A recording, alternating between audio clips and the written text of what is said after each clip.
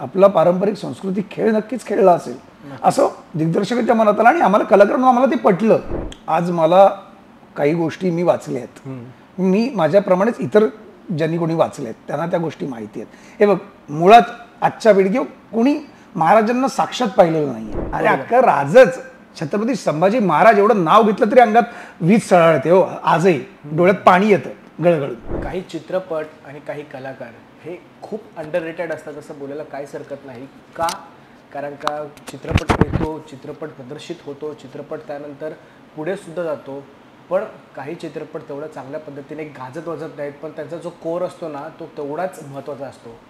याच पद्धतीने काही कलाकारसुद्धा असतात, त्यांचे चित्रपट येतात, गाजतात, पण तेच कलाकार खूप प्रमाणामध्ये अंडररेटेडसुद्धा राहतात.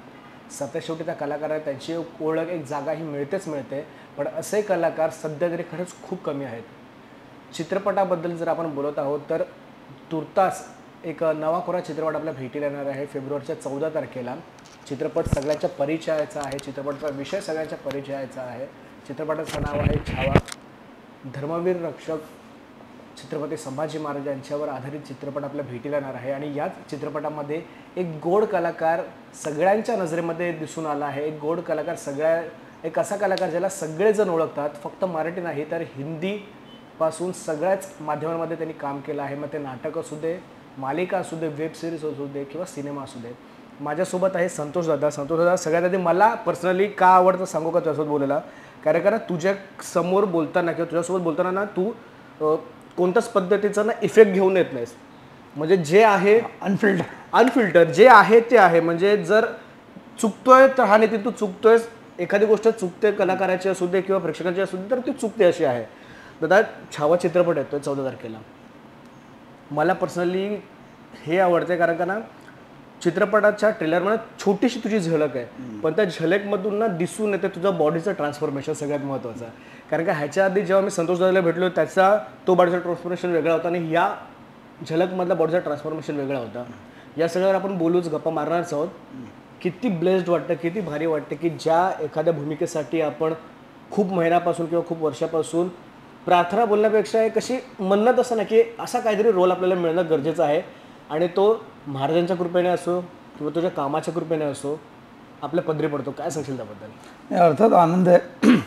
छावा चित्रपट रिलीज होतोय आणि त्यासाठी शूटिंग अगोदर केलेली मेहनत किंवा जी अर्थात करणं गरजेचंच होतं आणि मग शूटिंग करताना आलेले अनुभव किंवा शूटिंग करताना घेतलेली मेहनत आम्ही सगळ्यांनीच आज चित्रपट रिलीज होतोय ते सगळ्या त्या मेहनतीचं चीज झाल्यासारखं वाटतं आणि अर्थात खूप म्हणजे खूप धन्य वाटते स्वतःच्या बाबतीत किंवा नशीबवान समजतो मी की माझ्या राजांचा चित्रपट आहे. छत्रपती संभाजी महाराजांच्या इतिहासावर, त्यांच्या कर्तृत्वावर आहे. म्हणजे जो महाराजांनी इतिहास घडवला आहे, जे स्वराज्य घडवले, ज्या स्वराज्यासाठी जे जे प्राणपणाला लावून लढलेले आहेत, केवळ आपले महाराजच नाहीत तर महाराजांच्या साथीने त्यांच्या मार्गदर्शनाखाली लढलेले सगळे मावळे,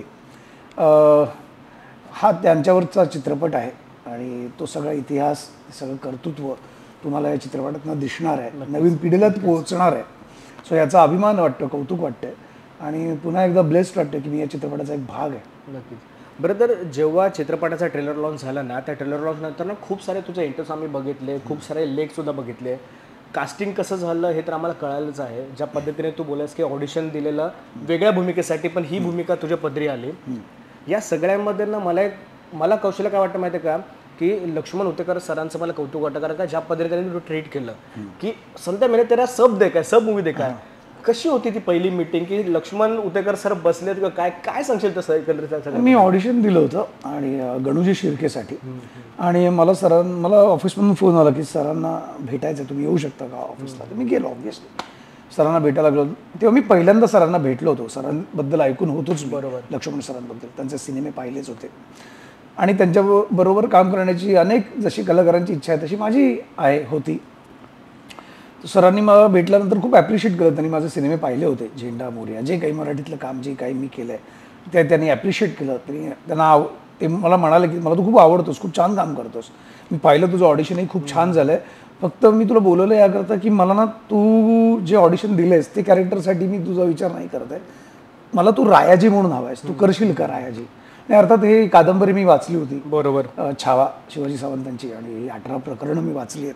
त्यामुळे त्या कादंबरीबद्दल, त्या कादंबरीत किंवा रादर या कथेत किंवा या इतिहासात असलेल्या प्रत्येक त्या महान व्यक्तीबद्दल मला माहिती आहे. त्यामुळे रायाजी हा संभाजी महाराजांचा दूध भाऊ, आणि तो सुद्धा संभाजी महाराजांच्या त्या 8 जणांची जी कोर टीम होती खमकी, ज्याच्या त्या 8 जणांच्या त्यांच्या टीम बरोबर इतर सगळे मावळे आणि सरदार होते, ती 8 जणांची मात्र कोर क्लोज टीम होती. त्यातला एक रायाजी होता, जो ज्याच्याबद्दल बोललं जातं की Rayaji is the most Evil warrior of the Sambhaji Maharaj brigade. क्या बात आहे.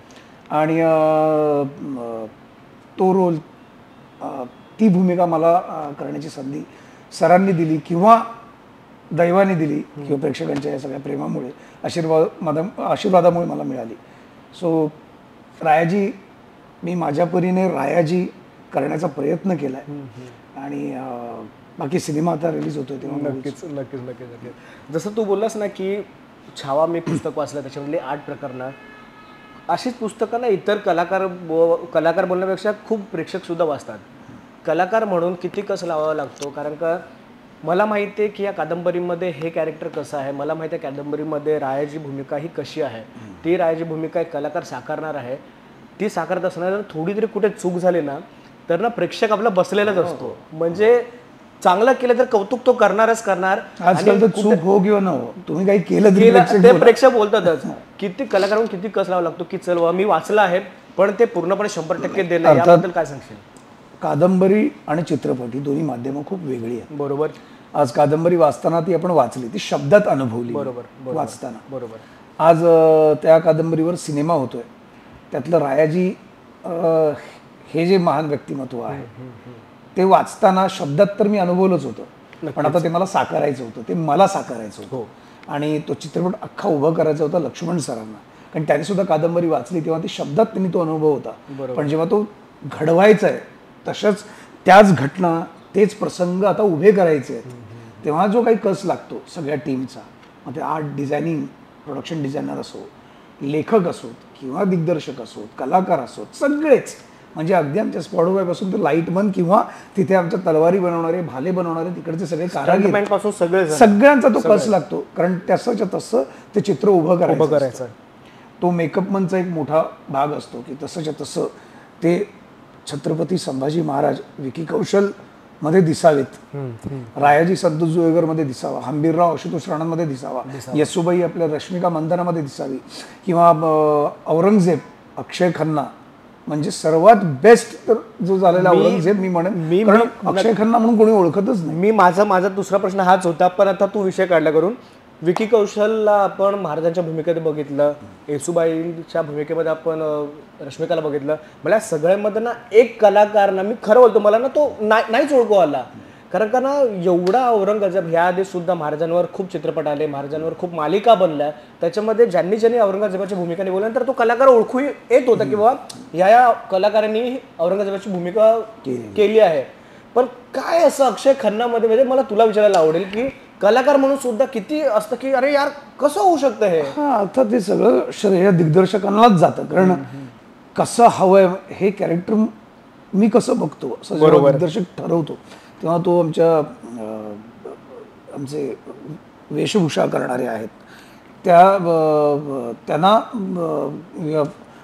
जे मेकअप दादा आहेत त्यांना ते सांगितल्यानंतर त्यांनी ते तसं उतरवणं, बरोबर, आणि त्याच्यात तो अक्षय खन्ना निघून जाणं आणि औरंगजेबच दिसणं, तो खुंखार, तो क्रूर कर्मा दिसणं. बरोबर बरोबर. त्यात मला वाटतं ट्रेलरमधून पाहिलंय चित्रपटात, आणि अक्षय खन्ना एक सुंदर अभिनेता आहे. त्यामुळे सगळ्याच म्हणतात ना की भट्टी जमून आली आहे ती. बरोबर. आणि म्हणजे राजांचा करेक्ट आशीर्वाद मिळालेला आहे सगळ्यांनाच मिळालेला आहे. म्हणजे आम्ही काम करताना ना आम्हाला ती पॉझिटिव्ह एनर्जी जाणवायची, तो ऑरा जाणवायचा आम्हाला सेटवर. जेव्हा मी राजाभिषेकचा सीन होता, जेव्हा त्या आम्ही सभामंडप उभा केला होता, तो लिटरली सेट वाटतच नव्हता. ती एक वेगळी ऑराच, त्या सिंहासन जे उभं बघितलं होतं ना, लिटरली डोळ्यात पाणी आलं होतं. जेव्हा पहिल्या दिवशी विकी कौशल जेव्हा आला ना त्या पेहरावात, तेव्हा 2 मिनिटं आम्ही असे होतो की साक्षात राजे आलेत की काय, आणि लिटरली अंगावर काटा आला. मी असं बघून तेव्हा पाजी वगैरे म्हणजे मी राज म्हटलं, म्हटलं हा सिनेमाचं ट्रेलर येईल किंवा पोस्टर येईल तिथेच सिनेमा हिट आहे. बरोबर. कारण विकीचं जी शरीरयष्टी आहे, त्याचा एक स्किन टोन जो आहे किंवा त्याच्या चेहऱ्याची ठेवण आहे, तो मराठा वाटतो. हो, तो या मातीतला वाटतो. बरोबर. आणि तो माझे संभाजी महाराज असेच असावेत बहुतेक, असं वाटतं आपल्याला. आणि त्या प्रकारे अर्थात त्याचंही श्रेय त्याला जातं. कलाकार म्हणून त्यांनी सुद्धा प्रत्येकाने मेहनत घेतली तशी, त्यांनी अर्थात जास्त घेतली आहे, कारण फार मोठी भूमिका पार पाडायची. आणि ही केवळ भूमिका नाही, जबाबदारी आहे. आणि ती पार पाडण्याचा प्रयत्नही त्यांनी केलेलाच आहे चांगला, जो आज दिसतोय ट्रेलरमध्ये किंवा याच्यात. आणि अप्रतिम. आणि एकंदरीत तो सेट, प्रत्येक हंबीरराव, प्रत्येकाचे कॉस्ट्युम्स म्हणा, सगळ्याच इत्तंभूत सगळ्या गोष्टी, इतका कुठेही काडीचं कॉम्प्रोमाइज न करता लक्ष्मण सरांनी हा सिनेमा उभा केला आहे. 4 वर्ष याच्या कथेवर, या इतिहासावर, या पुस्तकावर अभ्यास करण्यात त्यांनी घालवलेला आहे. या छावा या कादंबरीवर इतकं वर्किंग केलेलं आहे, इतकं. कारण आज 18 प्रकरण आहेत, 127 लढाया. छत्रपती संभाजी महाराजांच्या 10 वर्षाच्या कारकिर्दीत, या पूर्ण कर्तृत्वाच्या कारकिर्दीत त्यांनी 127 लढाया लढल्या आणि एकही लढाई ते हरलेले नाहीत. हो. आज त्यातल्या 127 लढायांमधल्या आज सगळ्याच दाखवू शकत नाही 2.5 तासाच्या सिनेमात. पण कुठला भाग दाखवणं गरजेचं आहे, काय दाखवणं गरजेचं आहे, त्यातनं कुठलं उचलावं, कसं मांडावं, कसं सजवावं, यासाठी एक अभ्यास लागतो. तो प्रत्येक टीमनी केलेला आहे. आणि हॅट्स ऑफ टू एव्हरीवन. आणि मला खूप आनंद आहे, अपेक्षा तर आहेच, पण अपेक्षेपेक्षा जास्त खात्री आहे मला की हा सिनेमा जगाच्या कानाकोपऱ्यात पोहोचेल आणि प्रत्येक जण पुन्हा एकदा माझ्या राजांना एक पुन्हा मानाचा मुजरा मनापासून. नक्कीच. नाही, कारण कसं माहिती आहे का, जेव्हा ट्रेलर लॉन्च झाला ना आणि आपली तारीख जेव्हा ठरली 14 फेब्रुवारी नावाप्रमाणे व्हॅलेंटाईन डे वगैरे असं असतं, पण ना सोशल मीडियावर आता एवढ्या पद्धतीने गाजले ना ते व्हॅलेंटाईन डे नाही, 14 फेब्रुवारी फक्त छावासाठीच ठेवायचं आहे, त्याच्यानंतर जे असेल ते असेल. नाही, अर्थात बऱ्याच जणांचं मी बघतोय आता इंस्टाग्रामवर वगैरे बरेच यूथ कोणते पोस्टिंग होत आहे की या 14 तारखेला काय प्लॅन. तर माझा हा प्लॅन आहे, छावा बघणं. नाही, ते बघून खूप भरून येतं, बरं वाटतं, फिलिंग व्हेरी गुड. बरं, तर चित्रपटाचा ट्रेलर झाला, उद्या चित्रपटाचं एक गाणं सुद्धा आउट होणार आहे. तुझ्याच सोशल मीडियावर मला कळायला मिळत आहे, तर तेच बघितलं की उद्या गाणं आउट होणार आहे. बरं, तरी हे सगळं होत असताना ना प्रत्येक, जसं मी सुरुवातीला बोलवते, प्रेक्षक कुठे ना कुठेतरी काय ना काहीतरी काढे करायची ही सवय असते. लक्ष्मण सरांचं खरंच एक सुंदर असं मी ट्विट बोलण्यापेक्षा एक व्हिडिओ बघितला. त्या व्हिडिओमध्ये त्याने खरंच खूप सुंदर उत्तर दिलं आहे. सोशल मीडियावर तू सुद्धा त्याला खरंच खूप चांगल्या पद्धतीने प्रतिसाद सुद्धा दिला आहे. पण या सगळ्या गोष्टीकडे संतोष जुवेकर एक सामान्य व्यक्ती म्हणून कशा पद्धतीने बघतो? कारण का मी आता येताना, तुला माहिती पण नसेल किंवा तुला ठाऊक झाला नसेल, राजसाहेब ठाकरेंची सभा झाली, त्याच्यामध्ये त्यांनी हा मुद्दा मांडला.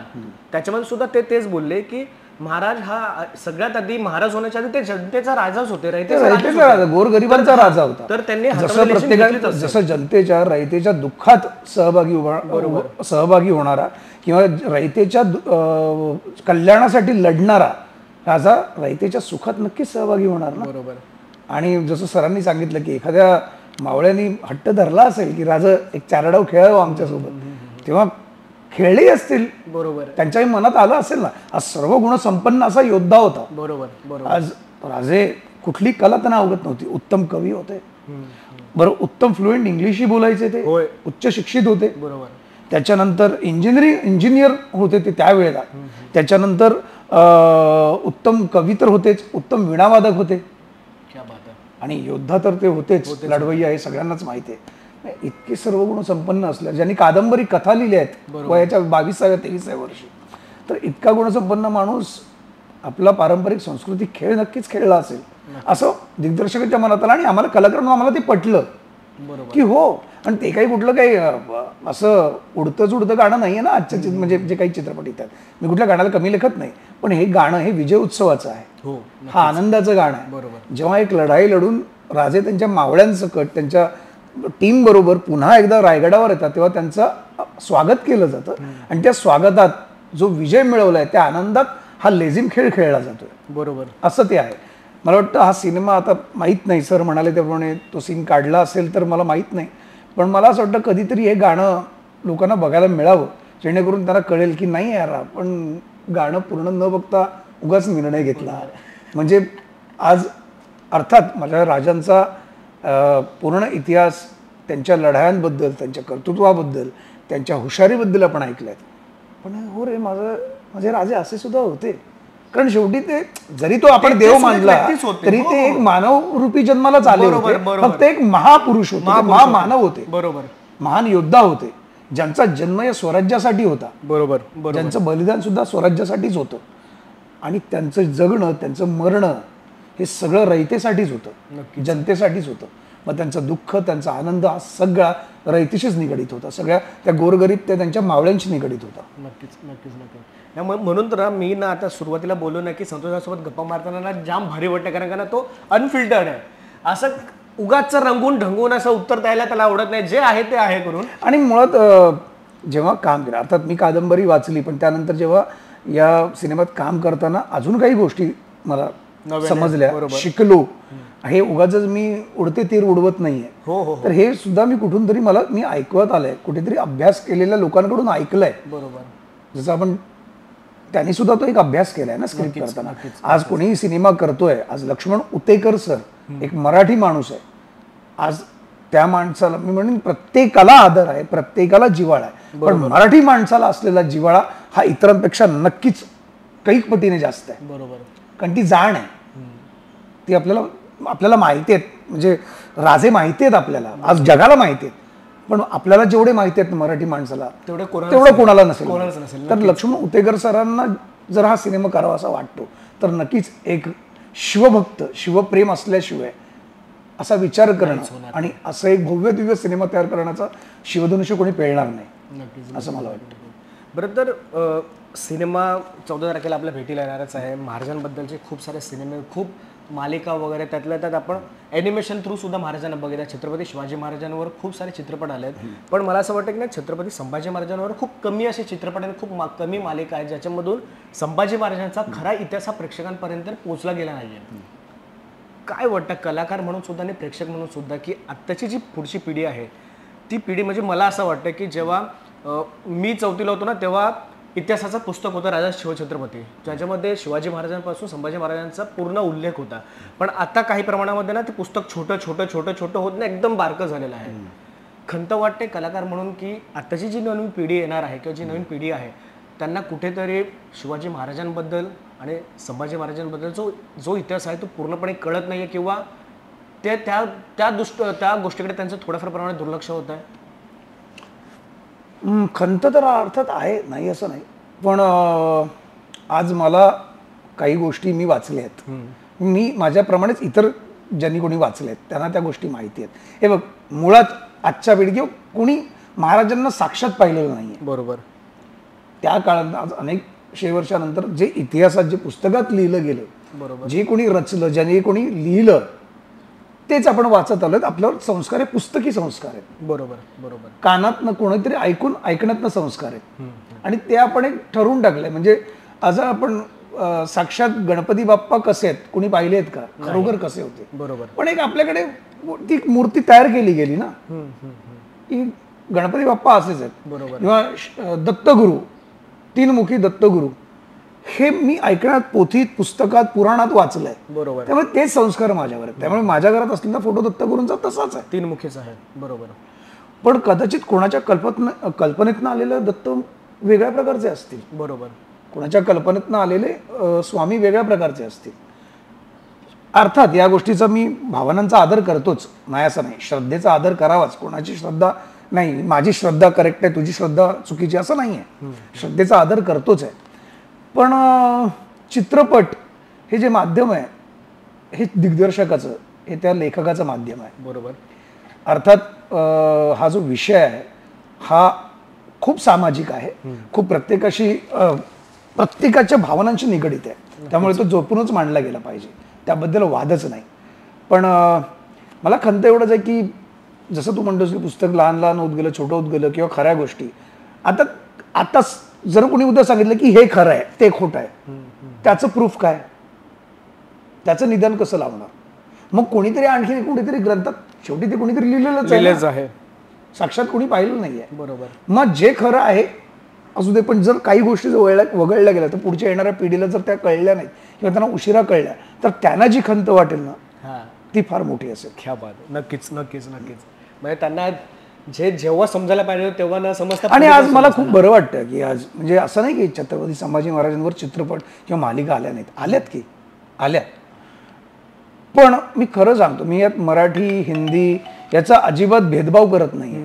पण सत्य परिस्थिती आहे ना. बरोबर. आज माझा मराठी सिनेमा आत्ता येऊन गेला ना, धर्मरक्षक छत्रपती संभाजी महाराज, त्यांनी उत्तम प्रकारे करण्याचा प्रयत्न केला होता. बरोबर. पण पुन्हा एकदा आर्थिक गणित बघता किंवा मराठी सिनेमाची सध्याची परिस्थिती बघता तो चित्रपट नाही पोहोचला लोकांपर्यंत. बरोबर. मग हिंदी मधला चित्रपट हा ग्लोबल आहे. हिंदी चित्रपट आज तो देशाच्या बाहेर कानाकोपऱ्यात जाईल. बरोबर. मग बरेच जण म्हणतात मराठीत करायला हवा होता, हिंदीत का केला, किंवा मग हिंदीतला कलाकार का वापरला, मराठीतला का नाही वापरला. मराठीतला कलाकार हा वादच मुळात नाही. बरोबर. बरोबर. चित्रपट ही काही डॉक्युमेंटरी नव्हे, हा एक चित्रपट आहे. अर्थात तो सत्य घटनांवर, ज्या घडून गेलेल्या प्रसंगांवरच आधारित आहे, त्या कादंबरीवर आधारित आहे. पण चित्रपट एक व्यावसायिक चित्रपट करताना मनोरंजनाची एक पण बाजू सांभाळली जाते. बरोबर. नक्कीच. आज लोकांना आपण मनोरंजन पण देता काहीतरी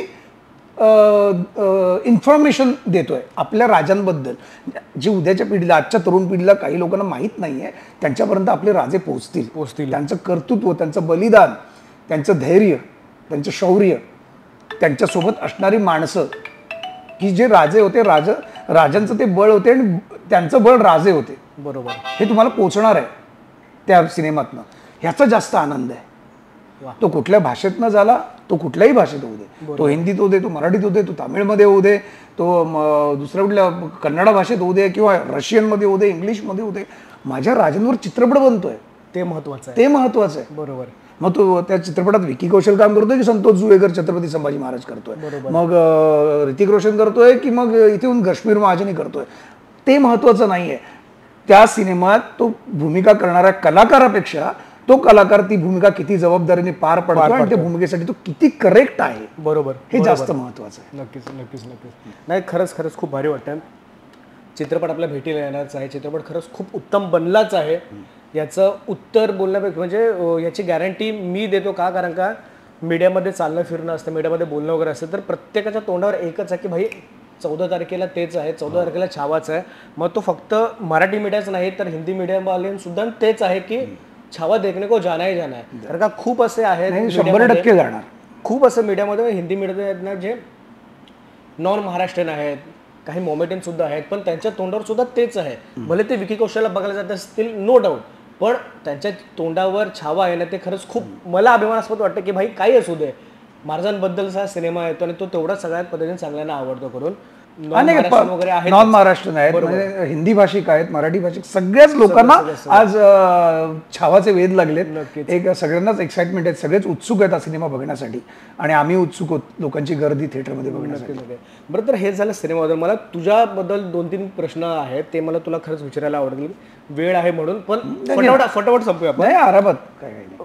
संतोष जुवेकर ह्या अभिनेत्याने नाटक, मालिका, त्याच्यानंतर वेब सिरीज, या सगळ्याच गोष्टीमधून तो खरंच खूप चांगल्या पद्धतीने फिरून आला आहे. सगळ्याच या प्लॅटफॉर्मवर तो खूप चांगल्या पद्धतीने काम केलं आहे. संतोष जुवेकर ह्या अभिनेत्याचं या सगळ्या प्लॅटफॉर्मपैकी कोणत्या ठिकाणी मन रमतं? कारण का आम्ही तुला मालिकेमध्ये सुद्धा बघितलं आहे, मालिकेमध्ये सुद्धा तू खरंच खूप सुंदर काम करतोयस. मला आठवते की कलर्स मराठीवरची तुझी मालिका, त्याच्यानंतर तू आता कलर्स मराठीमधला इंद्रायणीमध्ये खरंच खूप चांगली भूमिका केलेली, एक गेस्ट अपीअरन्स होता तुझा.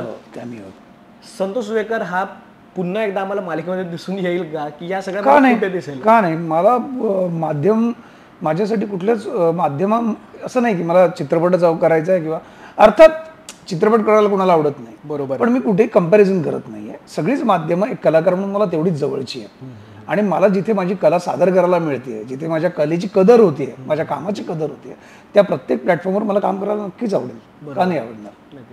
बरं, तर कुठे खंत वाटते का की ज्या पद्धतीने तुझा जो प्रवास आतापर्यंतचा सुरू आहे किंवा ह्याच्या आधीपासूनचा, म्हणजे मी आता घरातून येताना माझी मम्मी मला बोलली की संतोष जुवेकरने 17-18 वर्षापासून काम करायला सुरुवात केली आहे. मला बोलते की तुला माहिती पण नसेल, तुला आठवत पण नसेल, त्याच्या आधीपासून त्यांनी काम करत सुरुवात केली, कारण का मी त्याचं काम बघत आले करून. एवढ्या मोठ्या स्तरावर काम केल्यानंतर कुठेतरी असं वाटतं का की पाहिजे तशी आपली दखल घेण्यात नाही येत आहे मराठी इंडस्ट्रीमध्ये असू दे किंवा अजून? नाही, मला वाटतं, मला का नाही असं मला वाटतं, पण मला त्याचं खंत किंवा त्याचा काही वाईट नाही वाटत, कारण ज्यांनी दखल नाही घेतली त्यांनी त्याचा तो विचार करावा. हे मस्त आवडलं मला. बरोबर. हा, म्हणजे त्यांनी विचार करा की आपण का नाही घेतो त्याची दखल. आता कुठे कमी पडतोय मी. आता घेतील.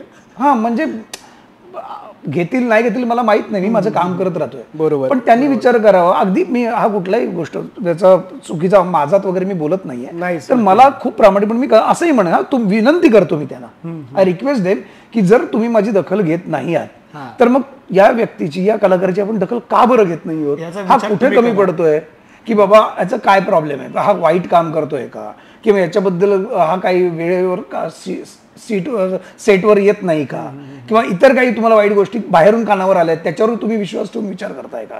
तर मला असं वाटतं की तुमच्या कानावर जर बाहेरून काही गोष्टी येत असतील तर तुम्ही मला संपर्क साधा, माझ्याबरोबर राहा, काम करून बघा, मग कळेल मी कसा आहे. किंवा ज्या दिग्दर्शकांबरोबर मी काम केलंय त्यांच्याशी भेटा आणि त्यांना विचारा मी कसं काम करतो, किंवा माझं काम बघा. कारण मला ती एकच गोष्ट येते, दुसरी गोष्ट मला काही येत नाही. त्यामुळे माझ्याकडे काम नसतं तेव्हा मी देवाकडे एवढं सांगत असतो की बाबा मला काम दे, मला दुसरं काही येत नाही, मला घर चालवायचं आणि मला काम करायचं आहे. मी या कामाशिवाय नाही दुसरं काही करू शकत ना जगू शकत. त्यामुळे दखल जर घेत नसतील तर जे दखल घेत नाहीत त्यांनी प्लीज हा विचार करा की तुम्ही का दखल घेत नाही. म्हणजे एक शेवटचा प्रश्न घेतो मी. ज्या पद्धतीने लक्ष्मण सरांचं ती कमेंट आलेली किंवा त्याच्यावर खूप सारे मित्र की डोकं नसलेले प्रेक्षकच मी बोलेन, कारण का त्याने मला हाच एक त्याच्यासाठी विश्लेषण बरं योग्य वाटतं, डोकं नसलेले प्रेक्षक. कारण का ना ते कुठे ना कुठेतरी काही ना काहीतरी गोष्टीवर कुरवडी काढत असतात. पण या सगळ्यानंतर ना सोशल मीडियावर युथ सुद्धा खूप चांगल्या पद्धतीने ऍक्टिव्ह झाले, त्यांनी सुद्धा ना खूप चांगल्या पद्धतीने लक्ष्मण सरांची बाजू घेतली. काही लोकांना या गोष्टी पटल्या नाहीत. अर्थात मी सरांच्या व्हिडिओवर मी कॅप्शनमध्ये लिहिलं होतं की ज्या लोकांना या काही गोष्टी पसंत पडल्या नाहीत त्यासाठी तुम्ही तुमच्या भावना बाजूला ठेवून त्यांच्या भावनांचा आदर करून हा निर्णय जो घेतला त्यासाठी तुम्हाला सलाम.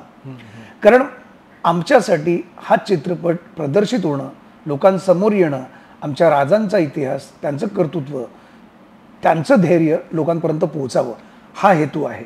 नक्कीच. आणि ठीक आहे, काही गोष्टी लक्ष्मण सरांनी जो निर्णय घेतला असेल किंवा निर्मिती संस्था मॅडॉक फिल्मनी दिनेश विजन सरांनी काही निर्णय घेतले असतील तर ते योग्यच आहेत असं मी समजतो. आणि चित्रपट प्रदर्शित होतोय याचा आनंद आहे मला. बाकी कोण काय बोलतंय आणि मग ते काय बोलतायत, मला वाटतं चित्रपट तुम्ही बघा आणि देव करो, राजांच्या चरणी मी प्रार्थना करतो जे कट झालेलं आहे ते गाणं कधीतरी तुम्हाला ते तुम्हाला बघायला मिळावं, चुकून नकून कुठून तरी व्हायरल व्हावं, काहीतरी व्हावं, जेणेकरून तुम्हाला कळ की नाही यार हे गाणं यायला पाहिजे होतं, हे गाणं पाहिजे होतं, अशी माझी इच्छा आहे. ते नक्की झालं. मी तर बोलेन की जसं तो बोलतोस ना की मित्र बोल की लक्ष्मण सरांनी ना ते गाणं कट केलंच नाही पाहिजे, मला तर असं वाटतंय. कारण का प्रत्येक नाही ते ऑडिओ मध्ये येईल कदाचित, व्हिडिओ व्हिज्युअली दिसणार, कारण लोकांना ते काही लोकांना पटत नाही ना की आमचे राजे नाचू शकत नाही. अरे तो नाच नाही, तो लेझिमचा खेळ आहे, तो डाव खेळलेत ते असं म्हणू आपण. एनिवे, पण ते गाणं तुम्ही जेव्हा ऐकाल, ए आर रहमान यांनी गाणं केलंय, पूर्ण संगीत या सिनेमाचं, इर्शाद कामिल यांचे शब्द आहेत. ते गाणं तुम्ही ऐकाल, मला खात्री आहे नाही तुम्हाला असं धडधडून आलं ना ते गाणं ऐकल्यावर, मग बोलतील की हे राजांचं गाणं. नक्कीच. एक शेवटचा प्रश्न घेतो मी.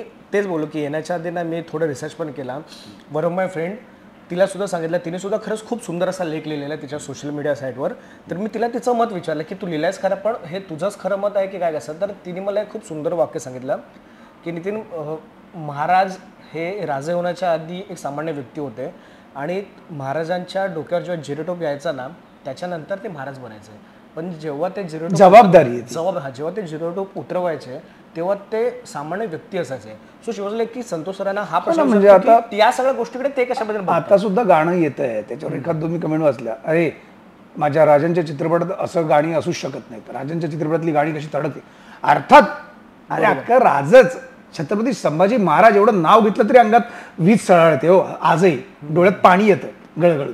पण माझे राजे येसूबाईंवर प्रेम करणारे, त्यांच्या महाराणीवर प्रेम करणारे होते. आज साताऱ्याला प्रीतिसंगम त्यांच्या नावानीच आहे.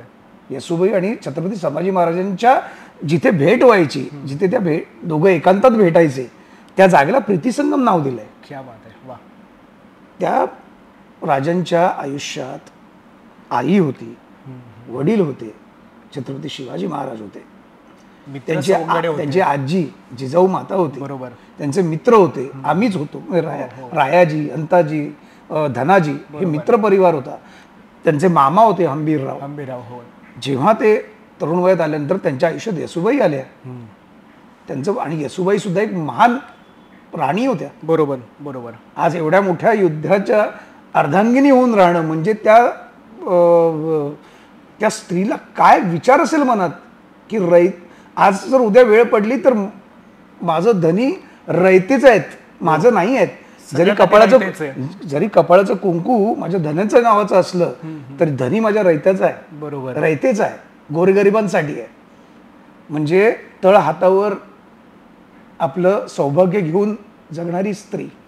नक्कीच नक्कीच. विचार करा काय करेज लागते. नक्कीच. म्हणजे एका सैनिकाशी लग्न करणं, त्याच्यावर संसार करणं, मग कोणी आपले पोलीस असोत किंवा भारतीय सैनिक असोत, त्याची अर्धांगिनी बनून राहणं म्हणजे विचार करा त्या बाईला काय काळीज लागतं, काय हिंमत लागते. नक्कीच नक्कीच. कारण माझं घराच्या बाहेर पडलेलं कुंकू, माझं धनी पुन्हा घरी व्यवस्थित येतील की नाही याची शाश्वती नाही आहे. नक्कीच. होय. कारण ते घराच्या बाहेर पडल्यानंतर माझे नाहीत, या समाजाचे आहेत, या जगाचे आहेत. माझं राजा जेव्हा गडावरून लढाईला निघतं तेव्हा फक्त त्याच्या जीवाची आणि रयतेच्या विजयाची देवाकडे प्रार्थना करणं एवढंच माझ्या हातात आहे. नक्कीच. मोठं काळीज लागतं हो. आणि असं आपल्या येसूबाई होत्या. आणि अशा राजांना अशीच स्त्री करेक्ट वाटते, अशीच महाराणी माझ्या राजाला करेक्ट वाटते. आणि ते त्यांचं प्रेम गीत आहे, का नसावं. नाही, खरंच खूप भारी वाटत आहे. तुर्तास मी इथे थांबतो. येत्या 14 तारखेला चित्रपट प्रेक्षकांच्या भेटीला येणार आहे. का पाहावा वगैरे हे मी तुला विचारणार नाही, ह्याच्यामध्ये उत्तर देण्यासारखं नाही. का पाहावं म्हणजे बघणं हे अनिवार्यच आहे. का पाहावा नाही, तुम्हाला बघावाच लागणार, कारण का ते तेवढंच महत्वाचं आहे. 14 तारखेला चित्रपट भेटीला येतोय. धन्यवाद तुझं आमच्यासोबत खूप चांगल्या गप्पा झाल्या. यानंतर सुद्धा आपण असेच भेटत राहू. लक्ष्मण सरांसोबत जे काही कमेंट्स होत आहेत, मला मित्र बोलले की ते गाणं कट नाहीच झालं पाहिजे. जे तुझी इच्छा आहे ना, तीच आम्हाला पण असं वाटतंय की कधी ना कधीतरी कुठे ना कुठेतरी व्हायरल झाला पाहिजे, कुठेतरी लिंक झाला पाहिजे. आणि ज्या बिंडोक माणसांनी जे अशी कमेंट केले ना, त्यांना सुद्धा वाटलं पाहिजे की अरे यार आपण का असं केलं, हे चित्रपटामध्ये असायला पाहिजे. काही हरकत नाही, जे होणार आहे ते होईलच. तुर्तास इथेच थांबतो मी. धन्यवाद तुझा आणि तुझ्या संपूर्ण टीमचा आमच्यासाठी 14 फेब्रुवारीला हा सिनेमा घेऊन येतोस त्याबद्दल. धन्यवाद. जय शिवराय. जय शिवराय.